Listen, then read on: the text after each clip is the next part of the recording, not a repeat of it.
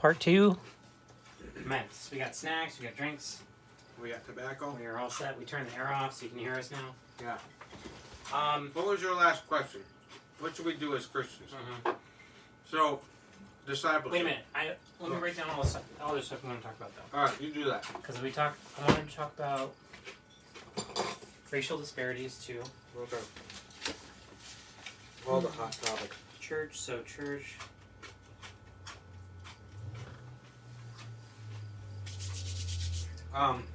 Racial disparities. Oh, white privilege. Yes, thank you. The myth of white privilege. Spoiler alert. Yeah. What was the other myth? Well, I guess if we get to it, we can touch on the idea of systemic racism. That's another hot topic. Okay.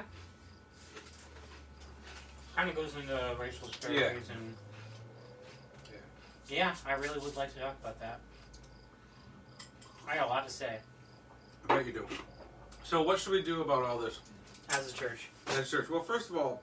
Well, especially with respect to those three things. The systemic racism, white privilege, and racial disparities. Sure. Yeah. The thing to keep in mind is none of this, of course, is new. This sort of thing has always been around. What? Understanding social problems. The church's function in the world. Yeah. Yeah. How it's supposed to function in society. Its allegiances. So one of the problems you have right now is people like clinging to the social gospel. Yeah, but on the other hand, we also have the problem of this is something I've observed is some Christians that are more conservative confusing Christianity with America. Yeah, that's true. Okay. That's another problem. Are those the two extremes then? Yeah, I think so. I think that it's healthy to remember that. Listen, it's like this, okay? Your enemies are anyone who is not a Christian. Mm-hmm. Your enemies is anyone who is not a Christian. Not all conservatives are Christians. Oh yeah, we know that. Yeah. David Crowder, probably not a Christian. Stephen, whatever his name is. Claims to be one, and well, sure. So do people that I know that also claim to be Can you be gay. a Christian and a comedian? Sure. Can you be a Christian and swear? I mean, let's not get sidetracked, okay? Let me light my pipe.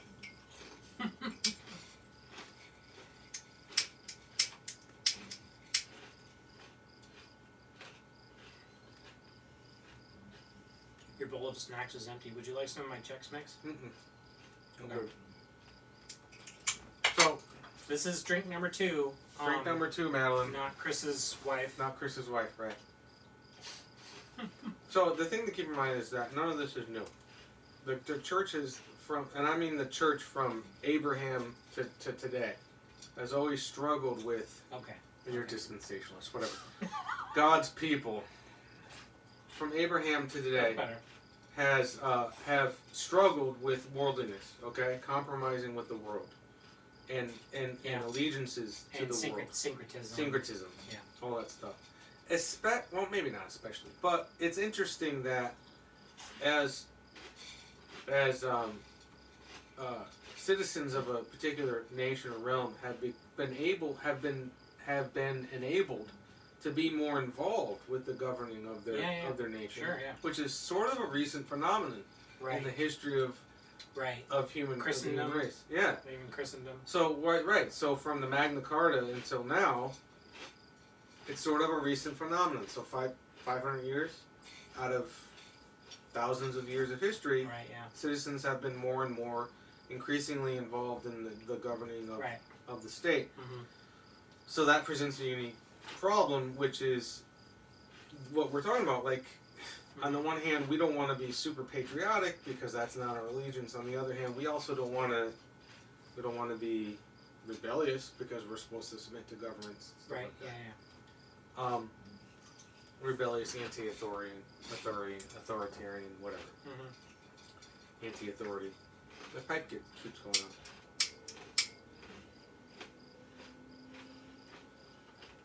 I mean, this might be a sidetrack, but one of the things I've been revisiting is the whether or not we were or are a Christian nation. Yeah, that's an interesting topic. Maybe for another time. Okay, all right. But my only answer to your question, what should we do? Is whatever happens, we realize our allegiance is to the kingdom of God. Amen. We don't hold on to this republic. It's probably going to fall. Amen. Because if a nation doesn't fall, if a nation survives until Christ comes, then it'll fall when Christ comes. Mm-hmm. But all the other nations will fall anyway. That's what nations do. They rise and they fall. Yeah. Yeah. A lot of people's view of history is like they think things will just keep running like they are. Yeah. America is not going. If it survives until Christ comes, it'll. If not, it's not going to be a republic anymore. Mm. It'll turn into some dictator. That's just how it works. That's how it goes. People don't like freedom. They can't handle freedom. Yeah. People cannot handle freedom. I remember hearing Dennis Prager saying recently that the thing people like more than freedom is to be taken care of. Yeah. And conservatives need to know this too, because part of freedom entails taking care of people, like biblical freedom. It entails taking care of people that can't take care of themselves. Voluntarily. Yes. And as much as we say that with our mouths, I hope that we're doing it. I don't know if we are. I think we are. We could be doing better. No, I like taking care of the poor, taking care of our neighbors that are, and ourselves that are. Well, we do it. We could do better. Mm-hmm. We could do better. Don't you think? I don't know. I don't know what we can do. Yeah, like in our church. Like in our church, for example, I know a large portion of the deacons' fund goes to. Yeah. Or is it all the deacons' fund that goes to? What is it called? Our church. I know, but what is it called? It's called the something. Poor people. Poor people, sure. A poor people fund. Well, people who need it. Let me give you an example. I called one of our deacons. Mm-hmm. Let's not mention the name of our church. Huh? Have we mentioned it yet? No. Or our denomination? I think we've mentioned it. Yeah. Okay. And I asked, is our church doing anything to relieve people that are, for the relief of people that are out of work because of lockdown? Yeah. I was told no. Uh-huh. I was told to go to our denomination's website, and in fact, our denomination is doing something, so that's good. It's They have a fund for Mission to the World. It's coordinating with local diaconates for people in local churches that are sort of non-traditional workers that don't. What does that mean? I'm not sure, but they are nannies. They're probably undocumented workers. Oh, okay. I would guess. Some of them at least. In parts of our denomination. That aren't getting the stimulus package because they don't qualify. Because they're not on the books. Right. Apparently. So I contributed to that. I was glad to do that. Why? Because I want to help people. I think we should help people. People who are breaking our laws? Let's save that for another day, okay? Okay. I mean, I like the idea of, my point is that our church doesn't have anything like that. Our denomination does, but our church doesn't. And that, that seems about like coronavirus lockdown relief, yeah. That's very specific, but people who are in dire need relief, members of our church. Yeah, which is good. Which I think is biblical. Yeah. Looking at we should do with the church first, yeah. And then also the community. Yeah. What was I saying? So how do we save our children from all this madness? Right, yeah. I think obviously teach them the Bible. Yep. But we also need to teach them to use their brain. Teach them classic literature. Teach them classic philosophy. Teach them how to think. Teach them modern philosophy.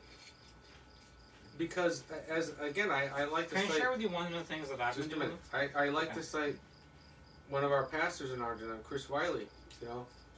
Mad props to him. Big props to Chris Wiley. It's not enough to teach philosophy just because I know Christian education tries to do this.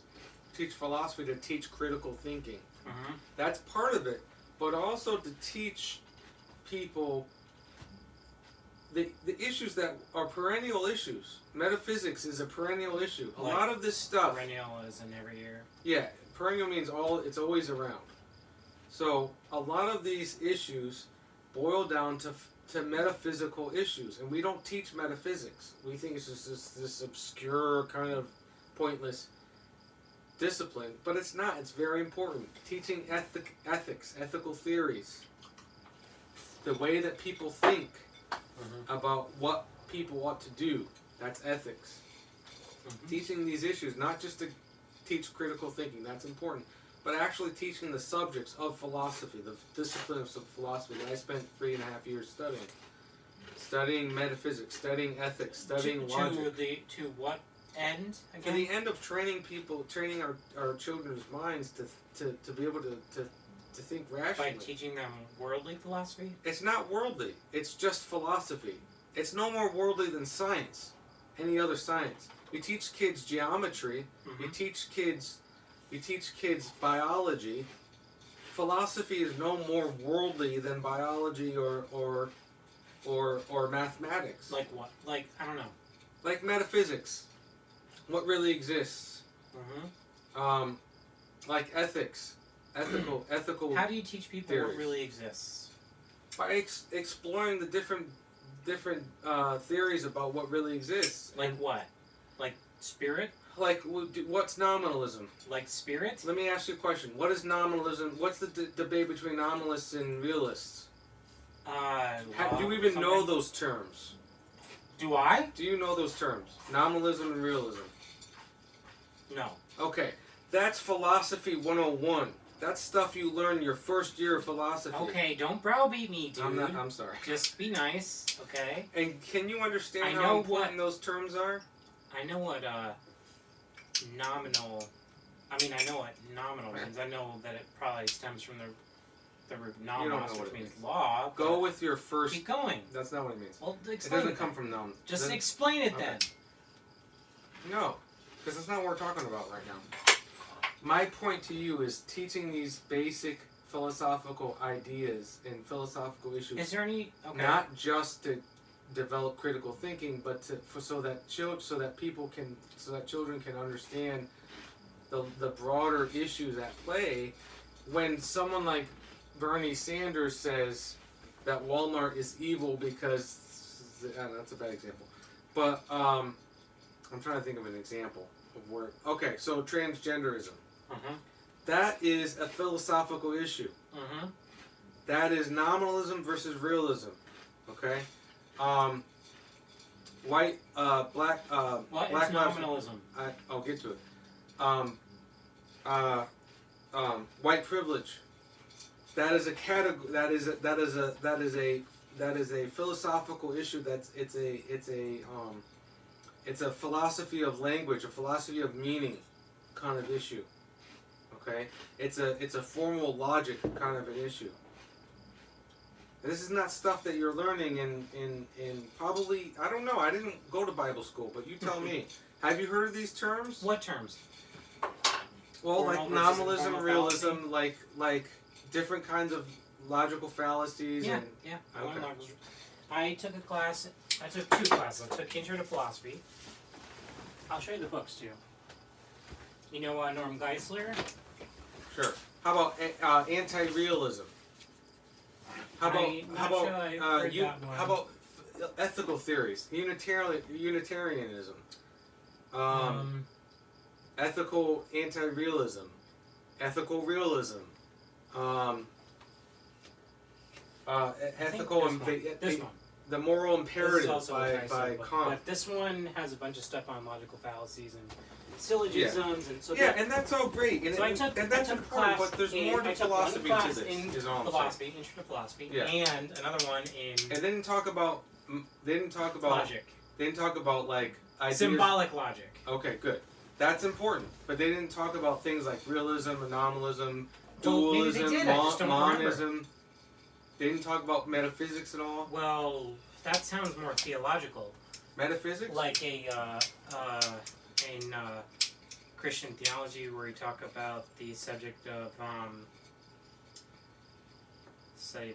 is Anthropology. yes. Do they talk about ideas of human nature, like our Monism? Monism. That's human constitution. Okay. Like whether or not it's all material or there's like spiritual. Philosophy of mind. Do they talk about the philosophy of mind? Probably. Okay. I mean, I learned the different loci of philosophy. Fancy Latin term there. Fancy Latin plural. Okay, let's just keep going. What's monism? What's nominalism? My point is that part of a theological upbringing until just recently involved all this stuff. Right. Classical education involved. That's what a classical education is. Yeah. You study the Latin and the Greek literature and philosophy. Sure. And all that. Worldly stuff. Huh? Worldly stuff. You're an idiot. Not so that you can learn to find out what your opponent thinks so you can tear apart their argument. Yeah. But so that your brain will develop. You can grow an understanding. Okay, yeah. What is nominalism? You have to sidetrack. Huh? I guess that's my whole point. Teach kids the Bible, teach kids philosophy. Give kids a classical education. Alright. Teach them Latin and Greek. If you can't do it, ask my wife. She can do it. Latin? Yeah. Your wife can teach Latin? She was a Latin teacher for 2 years. Oh, that's pretty cool. She's teaching Mercy Latin. I would like that. I took Greek 1 and 2, but I don't know if I can teach it. Greek is hard. Greek is harder than Latin. Don't be a baby. It is. Why? Did you study Attic Greek? Did I study what? Koine Greek. Yeah. Koine Greek is walk in the park. Okay. Attic Greek is the Greek that came before Koine. It's the Greek that Plato wrote in, and Herodotus and Homer. Okay. People you don't know. Shut up. Odyssey. Listen, if something is true, it doesn't matter if it came from Plato or if it came from Paul. It's true. No. It matters. It doesn't. It does. It does because not. one involves the inspiration of the Holy Spirit. I think that does matter. But it's still the truth. It's still the truth. The truth value of a statement does not change depending. I'm getting. That's different. You said it doesn't matter if. What do you think? What are you talking about? I don't know. Something that comes from God it bears more authority than a true statement made by a creature. But it's still true though. It's okay. Let me explain what I mean by that statement. A truth statement is a truth claim is either true or false. Sure, you say theft is wrong. That's true. Right. But when it comes from God, that matters. That's different. Okay, I misspoke. Ha ha! All truth is God's truth. 1 point for Cody. Because that's what this is really about. It is. All right, nominalism versus realism. Just tell me what nominalism is. Well, I'll tell you realism first, because nominalism is just the negation of realism. Realism is the idea that words, and this is profound. This has profound implications for a lot of the stuff we're talking about. Wait for it. Wait for it. Let me smoke my pipe. I seem very erudite. If I wasn't dressed like this, I might sound like I know what I'm talking about. So realism, like all philosophical, theological views, it's not monolithic. Okay, there's it's like a spectrum. But the big idea is like that there's an objective world. Okay, and words, at the very least, connect to that objective world. They represent it. Sure, yeah. They correspond to it. Sure. A more extreme version of realism is that words are actually real. Concepts and ideas, they have substance. Like they exist. No, they're not material. They're spiritual. They exist. This goes back to Plato. Mm-hmm. Platonic realism, dualism, was that the idea of beauty, for instance, is an eternal idea in which temporal beautiful things participate. okay? And we don't need to spend too much time. So realism insists that words aren't just utterances. They're not just concepts construed by human beings. That they have substance. They represent. They at the very least they represent. That are real. Yes. Okay. So for instance, when I say male, that's an utterance. It's a word that has meaning. That on the one hand is a construct. Stop talking. Okay. As on the one hand is a linguistic not construct but linguistic use. I forgot the word because you messed me up. But on the other hand, it has its meaning is also very objective, because at the very least it describes something that is objectively real. For instance, namely sex. Sex has nothing to do with what you think about it. It is what it is. Okay, so there's subjective and there's objective, and okay, so the objective exists independently of anyone's opinion or thought. Subjective is purely thought, purely your feelings. Okay, so when something is real, it has existence independent of any thought at all. That's something I learned in philosophy. Okay, it's not something I learned in Sunday school. And it's true. Okay, something that is real has independent existence. It doesn't depend upon anyone's mind. Okay, so realism says that words. There's different kinds of realism. So realism says, this is a very broad definition, that words at the very least correspond to that which exists outside of anyone's mind. Okay? But, okay. What? Go. But they don't. What? What doesn't? Words can correspond to just ideas. Yeah. So you can have a false word. You can have a false claim. And that claim is false to the degree that it does not represent or correspond to reality. Like, I don't know. Gotta try and think of something made up. Pikachu. Sure. So that's a fiction. Yeah. Yeah. So you're describing a fiction. Right. Right. So we know that there's not a real thing called a Pokemon. Right. So when we talk about a Pokemon, what we're describing is a fiction. Am I saying it wrong? I don't know. You're such a geek. Pokemon. Let's not get sidetracked here. Listen, so the nominalist, in varying degrees, not all the same, says it's all fiction. Okay. The nominalist. All the words are only constructs. There's no objective truth value to any word. To anything real. Right. So for the realist, when we talk about reality, we're talking about what actually is. Okay. For the nominalist, when we're talking about reality, we're not really talking about reality. We're talking about our ideas of reality. I have literally lost all interest in this conversation. And that's your problem. That's your problem. That's why Western civilization is crumbling, and it's all your fault. Anyway, I answered your question. I don't care if you like it or not. You pick. Systemic racism, white privilege, or racial disparities? White privilege. All right, let's go.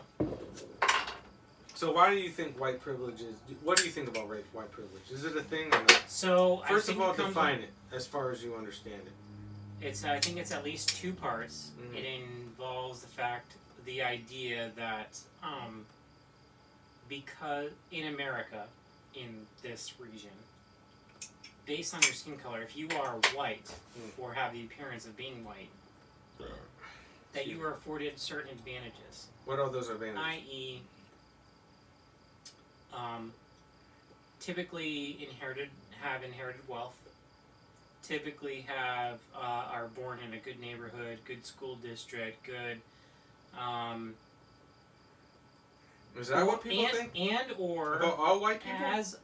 No, not all, but generally speaking, and that you also have more opportunities. More opportunities. Maybe this should be distinguished with. Maybe white privilege should be distinguished from white guilt, but I think they are combined together. Yeah. So not only do you have certain advantages, like having the name Max, gets you a better has a better chance of getting a callback on a resume submitted to some job. As opposed to Laquanda. Sorry. Oh man. Sorry, world.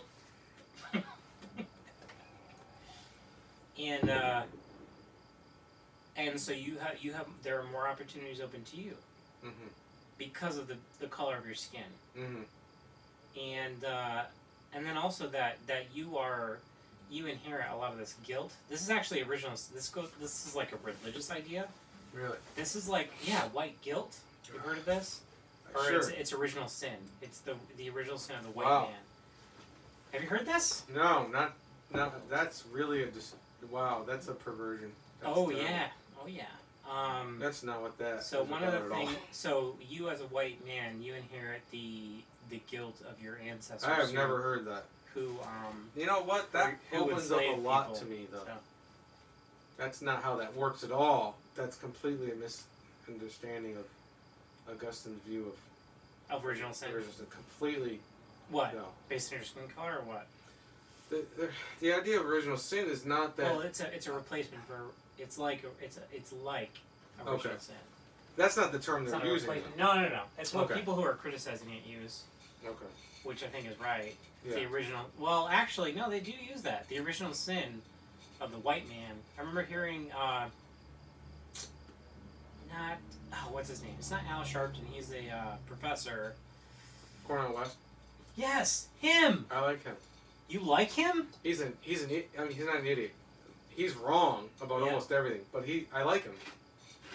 He's very smooth. He's always on CNN talking about this stuff. Well, he's not belligerent, and he's kind of. You can talk with him. Really? Yeah, I've seen him talk with like Tucker Carlson and stuff like that. They always disagree. Yeah. And he's clearly wrong about almost everything he says. Yeah. And I've debated some of the things that he said in a class once, and it's just completely stupid.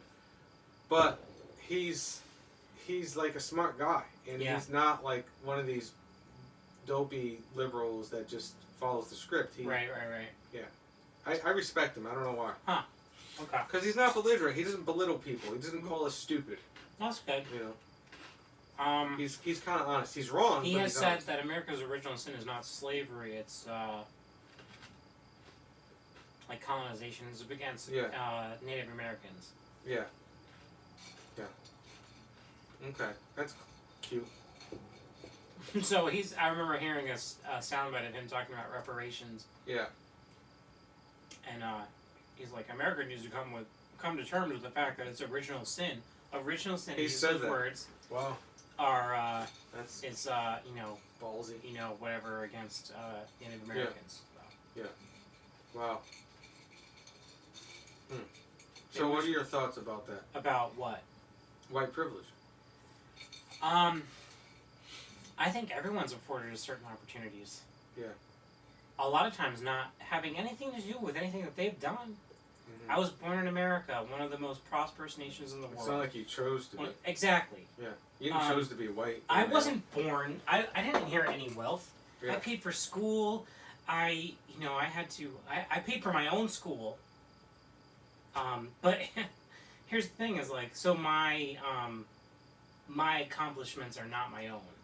That's what they would say. That's what they would say. Right. Like, well, because you got an advantage, or because you made some gain. Well, this is a Marxist idea. Yeah. Because you made some gain, that means somebody else had a disadvantage. That's why a lot of people don't realize that these ideas, they come from Marxist ideology. Oh yeah. So this critical theory is like Marxism, and critical race theory is Marxism applied to race. Yeah. I think. And so the idea is that if the dominant race, they get advantages. Right. Whereas non-dominant races, because one person got an advantage, that means they got a disadvantage. Live simply so others can simply live. What does that mean? That's like a slogan. You ever see it? You never heard of it? No. It's like a bumper sticker kind of statement. So what are your thoughts about that then? Well, the idea of white guilt, that I'm responsible for Yeah. the sins of my ancestors, I reject wholeheartedly. Why? Maybe you can help me out with this, but I mean, I have literally almost no knowledge of my ancestors. Sure.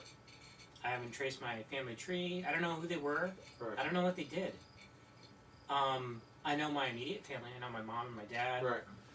My grandparents. I know who they were and what they did and what they believed. And I mean, I have made my own. I hope it's a Christian idea that I should be responsible for my own decisions. Mm-hmm. I should be culpable for my own sins. Right. Should be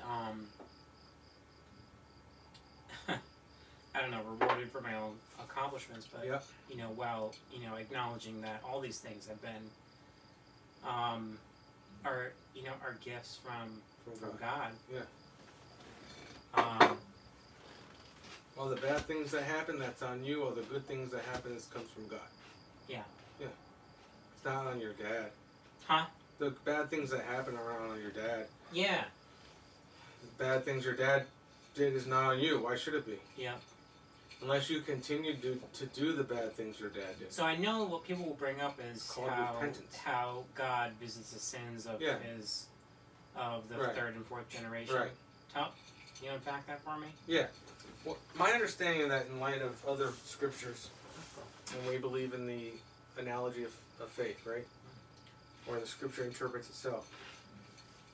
How I've read that is that if one generation is apostate in the church now, right? Yeah. God will punish that generation so severely that their children and their grandchildren will suffer the consequences of that punishment.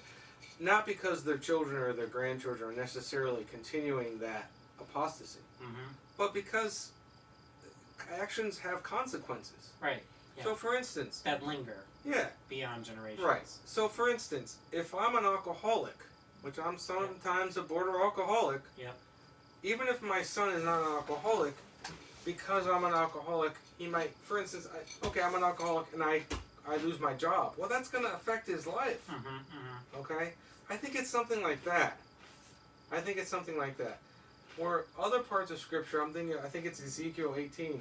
God is very explicit in saying that the sins of the father, it's even in the law, the sins of the father will not be punished on the son.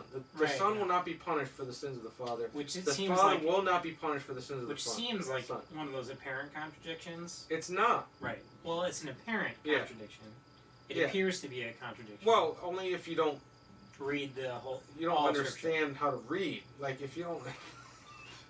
I mean, this is not particular to just the scripture. This kind of hermeneutic is just how you should read books in general. How you should read literature in general. If an author says something that appears to be contradictory, you should have the sense to give him the principle of doubt charity. That he's meaning something different. Another philosophy of language.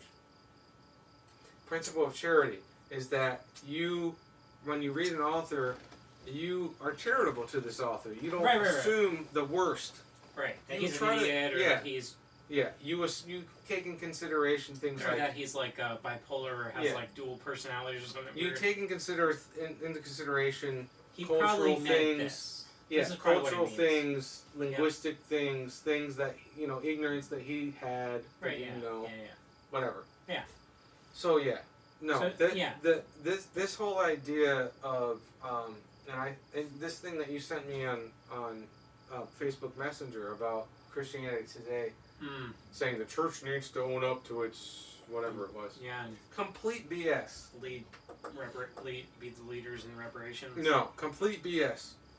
Because unless the church today is practicing discrimination, unless the church today is guilty of slavery, which it's not, because there's no slavery. There's no legal discrimination anymore. We don't owe anyone anything. We probably have a lot to owe up to for stuff that we are doing as the church today, but it's not the stuff that our like whatever. It's an example. But the stuff that our grandparents did, if I'm in a church right now, yeah, where 100 years ago they discriminated against blacks, and they're not doing it today, yeah, the church today owes blacks nothing. mm-hmm. Absolutely zero. Because they're not doing it today. Okay. It's called repentance. Maybe you heard of that, church. Yeah, yeah. And God forgives people when they repent. Right. Even if they're not Christians. That's the thing about... God forgives people when they repent. About Black Lives Matter, or this whole movement, is that they have all the markings of religion. And I've heard other people make this analogy. With the exception of the fact that they have no doctrine of forgiveness. Yeah.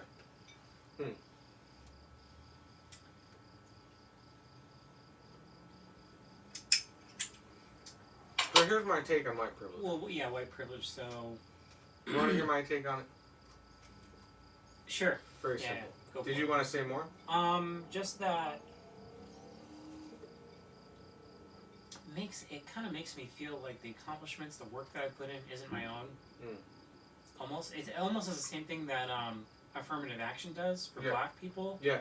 That I just got in because I got the black vote, or I had the black card. Maybe that's why I got in, not because I was good enough. Kind of like. It kind of does the same thing for me. Like it makes me feel like.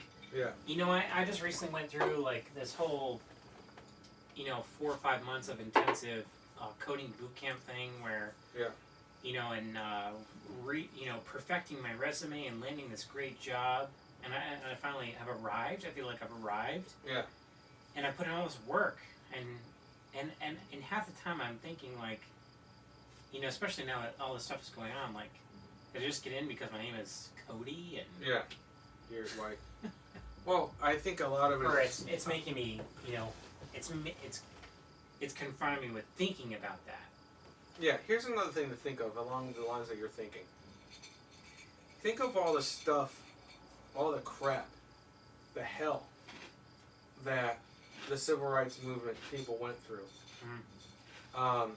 Taking a stand, Rosa Parks, mm-hmm. Going to a whites only restaurant, mm-hmm. sitting in the front of the bus, that sort of thing. Yeah. Having bleach being poured on you at a whites only swimming pool. All the horrible stuff, the spray cannons. Martin Luther King, his beautiful speech mm-hmm. in the March in Washington, I have a dream. I have a dream where a man will not be judged by the color of his skin, but by the content of his character. Yeah. That's stuff that Christians can get behind. Yeah, absolutely. That's reform talk. Yeah. And all that, in my opinion, forgive my language, has been shit on by these people today. That doesn't matter. All that stuff does not matter. They even said it. It hasn't worked. It hasn't worked. All the marching that they did in the 60s, all the million people that came out to Washington to hear Dr. King speak, that doesn't matter? That's horrible. Mm. That to me is a slap in the face to all that they actually suffered. Oh. They suffered for what they stood for. And to me that's shameful. Shame on these people that are saying that didn't work. It worked. And it's hard, I think it's heartbreaking. And it's a disgrace to Dr. Martin Luther King. I think King would roll over in his grave. Yeah. If he heard some of these people today. One of the things that I heard Hawk Newsom say was that while Martin Luther King, he's the president of Black Lives Matter New York chapter, which is apparently disassociated with Black Lives Matter Global. Okay. I guess they broke away a while ago. Right, but he has said that while Dr. Martin Luther King was preaching nonviolence and, protesting peacefully, you had other people who were trying different tactics and they were burning stuff down. Sure. Malcolm X. Yeah. Yeah. I mean, that was going on. And Martin Luther King, he condemned all that stuff. He was at odds with Malcolm X. Mm-hmm. Malcolm X was more like our modern, some of our modern, like Black Lives Matter. He was more on board with that sort of thing. It was a Marxist revolutionary. He has not explicitly encouraged that kind of behavior, but maybe he has. He has said things like, we'll get what we demand by any means necessary, including like violent looting. Yeah. That was his statement. Really. That's the thing. I know I'm just a white guy, but for the black community, whoever might be watching that, learn your history. They lump Malcolm X in with Dr. Martin Luther King. Yeah. They were at odds with each other. Were they? Yeah. Yeah. They were not on the same page. Malcolm X thought that Martin Luther King was not radical enough. We don't have one of those. He was a Marxist. We don't have a Martin Luther King to meet our... Well, I don't know if we do, but we don't hear him.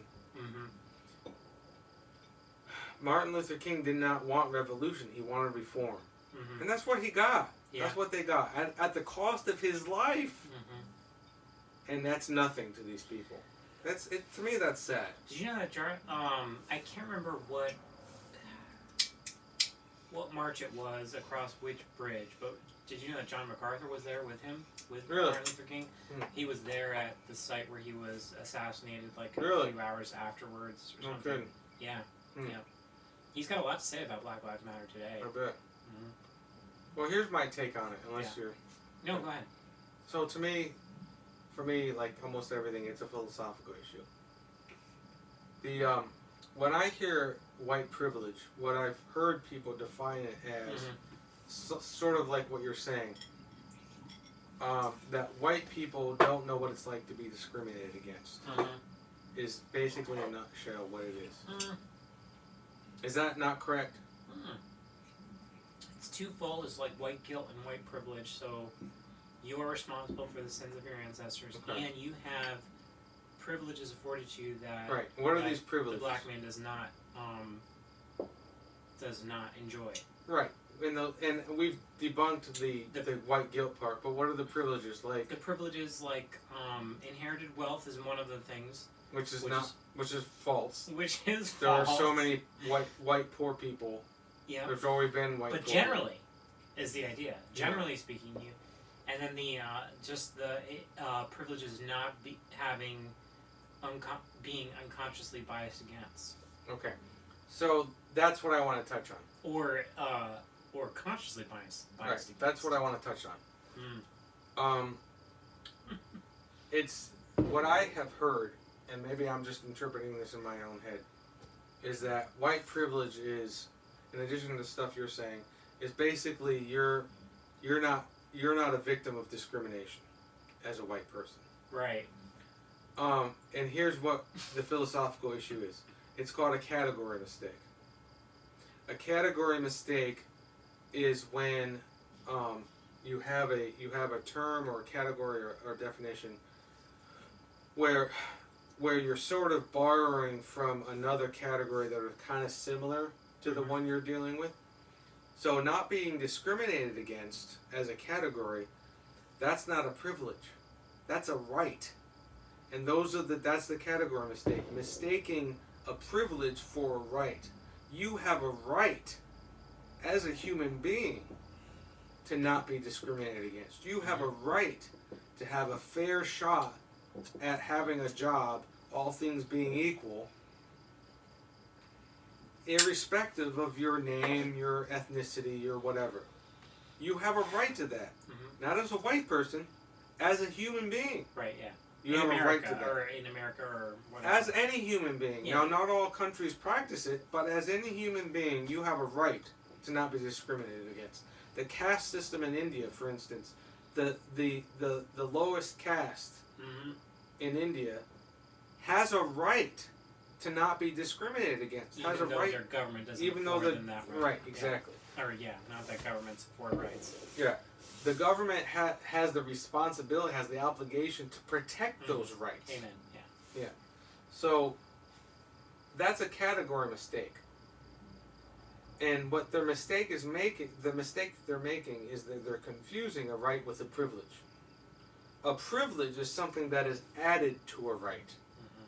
So I think that white privilege did exist in the South under Jim Crow laws, under separate but equal laws, segregation, right? So white people were afforded the privilege, kind of, I mean, okay, so how it worked, my understanding is how it worked, is separate but equal meant that black people had access to public services, all the same stuff that white people had, but they had to have their own restaurant, their own swimming pool, their own bus system, or their own section of the bus, own public schools. Ironically, seemingly what's happening in some instances today. Let's not get distracted. We'll talk about that in a minute. But they were segregated, so they had to have the back of the bus. They had to have their own swimming pools, their own public schools, etc. Yep. And inevitably, those swimming pools, those public things were less. They were a less value, less quality. Sure, yeah. Than the white schools, than the white restaurants. They got more money in. Yeah. So that was white privilege. Back then, that was white privilege in those parts of the country that did that. That was white privilege. White people were privileged to have access to a better quality of life than the black people have. That's what they were fighting against. That's what Martin Luther King was fighting against. That doesn't exist anymore, legally. It doesn't exist anymore. Okay? So, for someone to say that I have a better shot of I'm not, for someone to say I'm not being discriminated against because I'm privileged, that's wrong. I have a right to those things just as much as you do. Now, if I'm not being discriminated against, it's because the people who discriminate against people are not discriminating against me. And that's not because I'm privileged, it's just because they're not discriminating against me. So it's like this. Here's an analogy. You and I are walking down the street, and there's a crazy guy with a rifle, and he's shooting people that look like his father. I look like his father, and you don't. I catch a bullet, and you don't. Now, would we say that you were privileged to not have caught a bullet, to not have been shot? No, that's ridiculous. We don't say that you're privileged to not have been shot. You're just not the person that he was shooting that day. So the people who practice discrimination against a certain group. If I'm not in that group, I'm not a victim of his discrimination. Right. But that doesn't mean I'm privileged. That's ridiculous. Right. I'm not privileged to not be a victim. That doesn't even make any sense.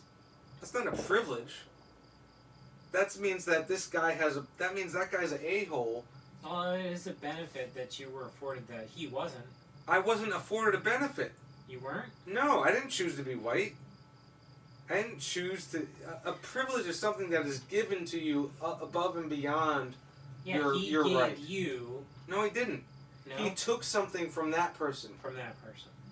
Taking something from A does not imply giving something to B. That's a Marxist idea. Exactly. That's where all this comes from. Well, so that's the problem in a nutshell to me, is that it's a category mistake. You're being discriminated against is horrible. It's wrong. And it shouldn't happen. If it's happening. If it's happening. Let's say that it's happening. Yeah. Let's say I've never been a victim of discrimination. I probably have been, but let's just say that I haven't. That doesn't mean I'm privileged. It just means I haven't had my rights violated, and you have. And I'm sorry. I wish you haven't. And let's do what we can to make sure you don't. But don't drag me into this. The problem with the concept of white privilege is that it just adds fuel to the fire. Right. It makes a really, really bad situation worse. And it doesn't help. Well, I know. It doesn't help the black community at all. I'm going to play devil's advocate a little bit. Because I know what the other side will say. They'll say, well, because you have this white privilege. Yeah. You need to use that. You need to take advantage of it to right the wrongs. You know how balance the imbalance. Okay. You know what I say to that? Yeah. How do I fight racism? I don't be racist. That's not enough. And I teach my kids not to be racist. That's not enough, though. I don't care if you think it's not enough. That's your problem. You need to be anti-racist. I am anti-racist. I'm anti-racist by not being racist.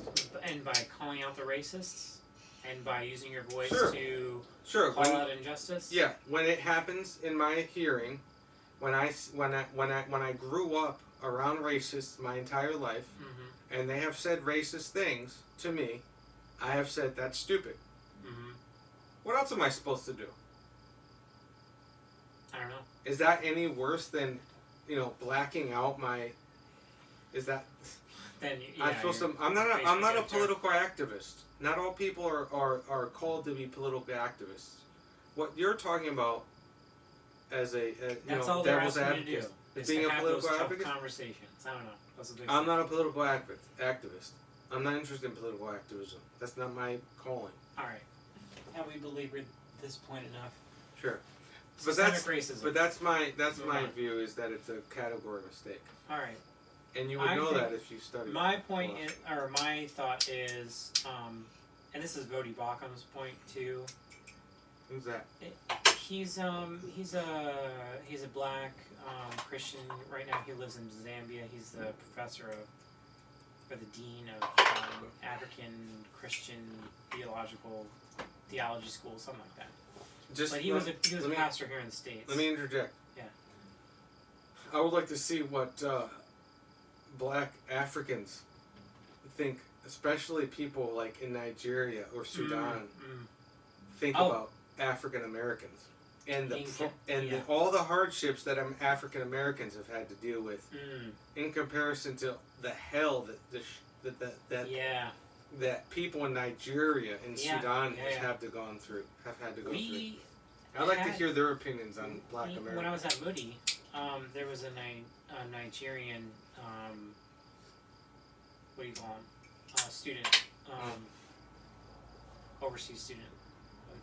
Exchange student. Who I met, Bomi. Bomi? Yeah, I think that was his name. And I didn't learn too much about his life, but I remember him appreciating being in the States. Yeah. The point though is that he lived a very different life. He was in Nigeria. Yeah, I remember seeing a video of a lady who was sort of doing like a. She had got caught up in a Black Lives Matter protest in D.C. and she was telling all those. She was telling them like you are not oppressed. Get back to work. Get a job. You don't know oppression. Yeah. Come live in Central Africa for a couple of years. Yeah. You'll find out about oppression. Vodi Bakham has said that black people in America are the freest and most prosperous black people in the world. Yeah. Go. Not even Africa. Go to Jamaica. That's even closer. They ask the Jamaicans what it's like to be. Yeah, maybe we should go into racial disparities next. Go to South Africa. This was 20 years ago. Apartheid just ended in South Africa. Worse than Jim Crow laws. And that was just 20 years ago. That was in my lifetime. Free South Africa was a big movement in like the 80s, the late 80s. Nelson Mandela, all in the late 80s, in the early 90s. They know about oppression. They were being arrested for being black. We don't know anything about that. No, we don't. In the 60s, that was a different story. That was a big thing here in having conversations with people, especially people at church. It's just growing up. Like, I remember, I grew up in, rural Connecticut. Yeah. Not a lot of black people here. Yeah. Every once in a while. But I remember not even not even thinking about it. Yeah. Like, oh, that guy's, he's got darker skin than I do. I don't even remember having those thoughts. Just like, oh, this kid likes, magic cards. I'd like to play a game with him. Not even thinking about it. It was a bigger deal when I grew up. So What difference in color? Yeah, in Meriden there was a lot of race. Well, I think there was. I didn't really participate in it. I heard a lot of it, and I just ignored it, or I said that that's stupid, like I said to you a minute ago. Because there was a big Puerto Rican and black community in where I grew up. Yep. In Meriden. My best friend, best man was Puerto Rican. Never thought twice about it. Yeah. I remember going over his house having different types of food. Yeah. Oh, that's cool. You know, I don't really like that food, but I like that food. And not really thinking twice about it, honestly. He spoke Spanish. I hear Spanglish, you know, like a mix. Right. And I didn't really think twice about it. Right. Didn't think like.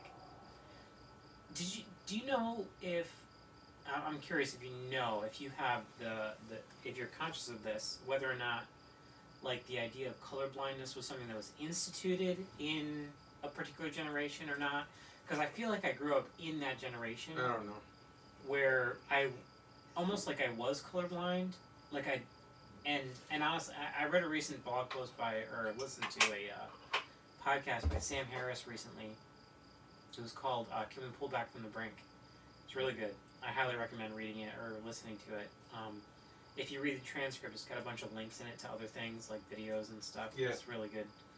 But he talks about how his vision of the future, where racism is behind us, is where we think about the color of their skin like we think about the color of their hair. Not a big deal. You're brunette, I'm blonde. I didn't even think about that. I didn't even, never thought about that when I met you. That guy's got brown hair. I don't know if I want to hang out with him. Right. Yeah, but growing up, and I've had this conversation with people, like, growing up, like, there weren't a lot of people who didn't look like me. But when I went to Chicago, or went to other schools, went up to different parts of the country where people didn't look like me, I didn't think twice about it. I didn't think, that guy's black. Maybe I should, like, make sure my wallet is in a safe spot or something. I didn't think those things. I didn't think, my best friend, I didn't think that he's Puerto Rican. I don't know. I don't even know what the stereotypes are. Yeah. He's just another nerd who likes Pokemon like I do. Right. My experience was that that was not that at all. I grew up with a lot of racism. Yeah. I didn't participate in it. I knew people in my family and people that I went to school with that were blatantly racist. Did not happen with me. I told this to my wife. I knew someone. I had a friend with someone. He wasn't like this. He didn't care. He didn't seem to care. But I hung out with him one summer, and I don't even know why, but we were in the car. His uncle or somebody was driving the car, and every time there's a big Hispanic community in the town I grew up. Particularly, there's Meriden and there's South Meriden. Particularly in South Meriden, big Hispanic Puerto Rican community. And almost every time, a Hispanic person passed by, a Puerto Rican passed by, fucking spick. Goddamn spick. Who said that? The uncle did. Yeah. Oh, cursing him under his breath every single time. Like, and I said to my friend, dude, what's his deal? Like, it's like, you don't understand. He grew up in this, and he was beat up by Puerto Ricans a lot. And I was like, okay, whatever. Well, so I can see how that would. Stuff like that would happen a lot. Family members would say that. I had a family member who didn't have a problem with blacks, but with Puerto Ricans. And it was kind of like and I don't know that it was always just them being Puerto Rican or it was their culture. Because Puerto Rican people, and they will say this themselves, they're kind of loud, and they're kind of in your face and obnoxious sometimes. And whether that's just by virtue of being Puerto Rican or it's just sort of a culture or whatever. I hear a lot of reggaeton blared out of cars, but that's so it was stuff like that. I had classmates in high school who were very smart. 2 white guys I know them. I can tell you their names, but I won't. Very smart guys, very accomplished guys. They were one was an athlete, and they were both interested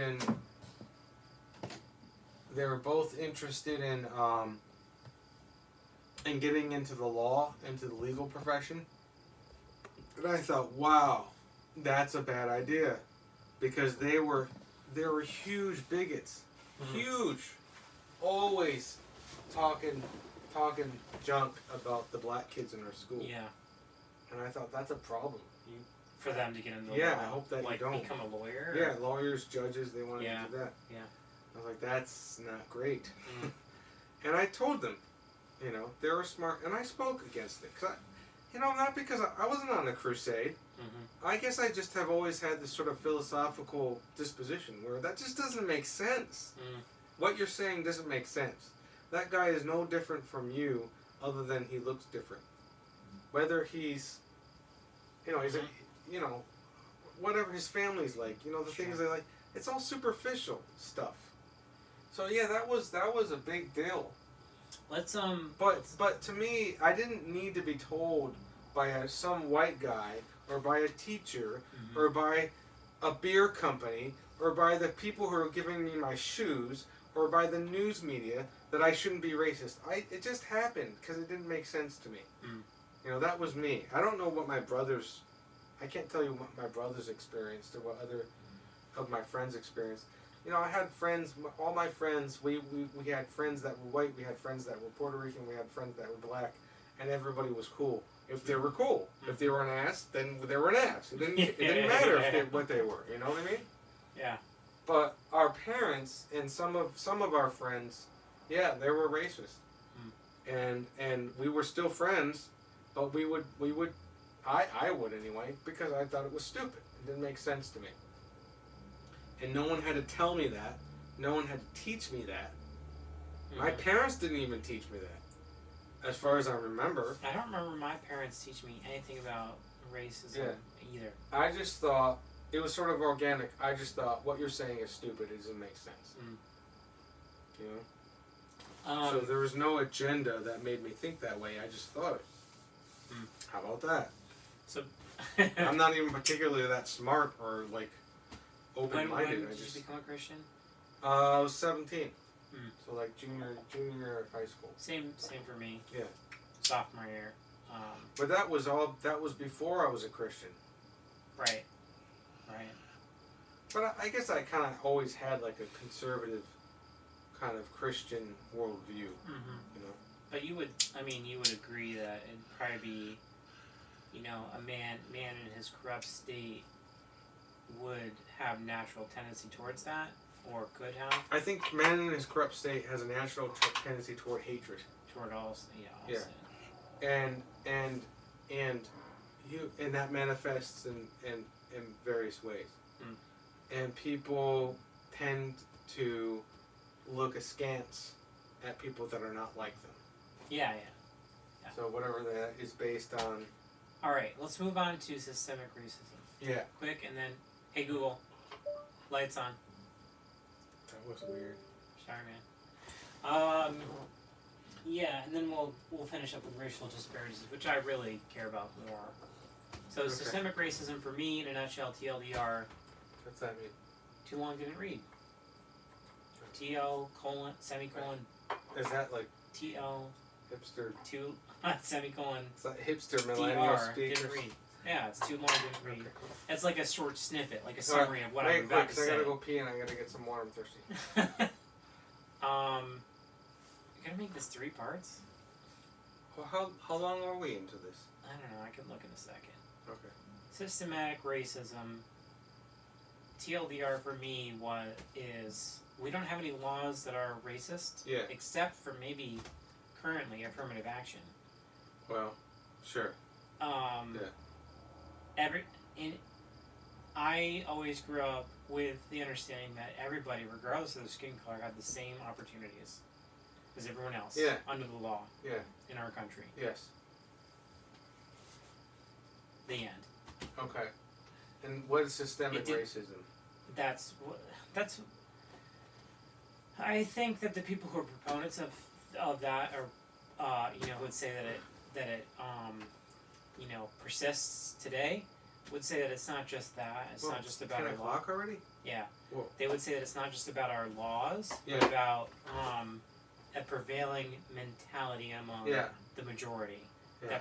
That I guess it that removes opportunities from. So it's sort of millions. it's like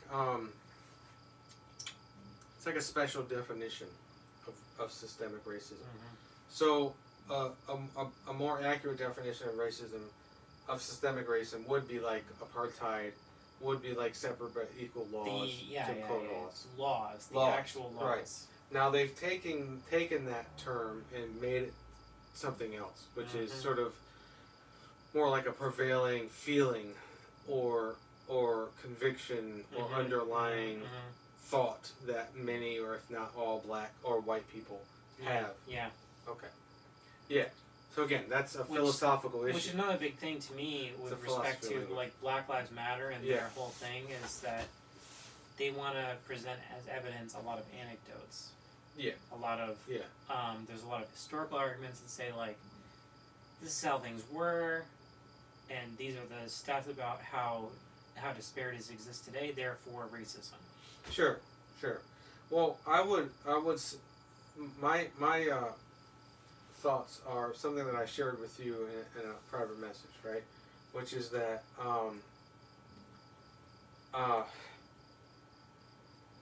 the stuff that we've said that is legal racism is stuff that we've said. Well, the stuff that is legal racism that I just said, like what? Like legal apartheid. Racism. Oh, or in our country. In other countries. In our country, in other countries. Apartheid in South Africa. In our country, Jim Crow. Yeah. Stuff like that. It's fairly recent. It wasn't that long ago. Yeah. Within the last Within the lifetime of people that are still alive. Yeah. So, I can kind of sympathize with that, but I think what might be more useful, more beneficial, and even maybe healing, is to say, yeah, you're right. We're not going to get rid of that as far as an attitude. That there's a distinction to be made between sort of a vestige of a general racist attitude that may still exist in the white community. There's a distinction to be made between that and systemic racism. That a vestigial, leftover, kind of vague racist feeling is not systemic racism. It's a vestigial, leftover, vague racist feeling. Echo. I've heard people use the word echo. Sure. That maybe we need to address and correct. Like what? Like how? Get rid of it.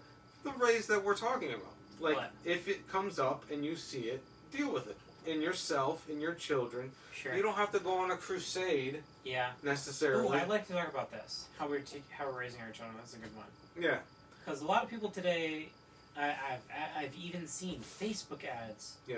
For some people who have written There's a movement. It's called anti-racism. Yeah. It's different than just not being racist. I mean, if that's There's what people want to do, go for it. Knock yourself out. It's different though. But don't tell me that I need to do that. I'm not a political activist. No, that's what they are saying though. That's what anti-racism is. Well, that's my contention. They're putting on people they're putting their conviction. They're binding people's consciences. I am not bound to be a political activist. Yeah. That's not my calling. If you want to be a political activist, knock yourself out. That's not my job. Oh. My job is to take care of my family, to work. You know, if it. You want to hit the head, and I'll explain to you how I'm thinking about raising my. Yeah. Thinking of and raising how I'm raising my kids. Okay. Yes. And then we'll get into racial disparities. Okay. Are we gonna pause? No, I'll just hang out and talk to the camera. Tell jokes. Did you hear the one about? I don't know any good jokes. Rather than splitting it off into part 3, I just figured we just sit here together alone while Chris goes to the bathroom. So.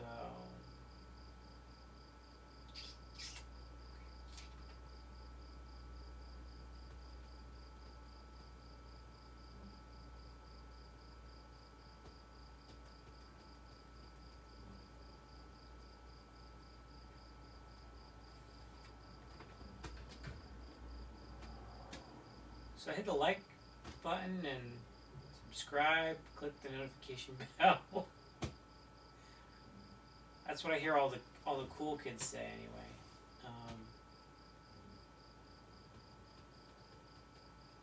We don't really do these very often, so I'm not sure why you'd want to subscribe anyway.